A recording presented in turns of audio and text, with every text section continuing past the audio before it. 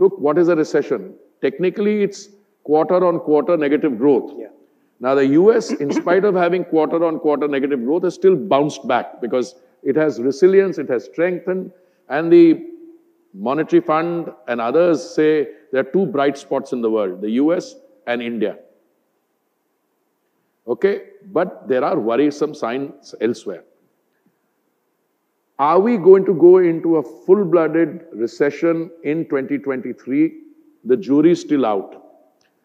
But I think I use the word, I'm worried. Okay. And I'll tell you why I'm worried. And you're now still I'm worried a little more. Okay. Earlier, we were talking about a recession because a fair amount of inflation had been fueled into the system on account of the very strong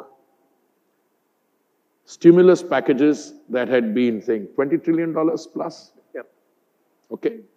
Now, if you put $20 trillion into an existing system of goods and services, obviously you have more money chasing those, so that's inflationary. Inflation, yeah. Now, on top of that, if you get high oil prices, then it becomes more inflationary. And that is what leads people into recessionary.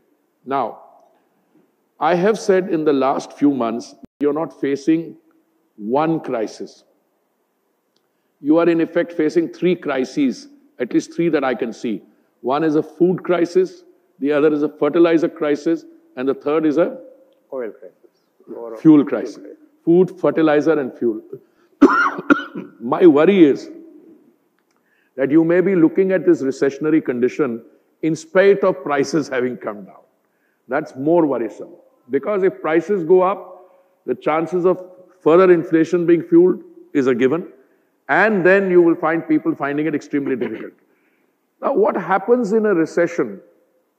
I mean, I'm taking a classical scenario, is that people turn to cutting imports. If that becomes a pattern, then economies which have a large sector, large segment of their economic activity in the external sector, which means exports, services, I mean, they'll all get impacted.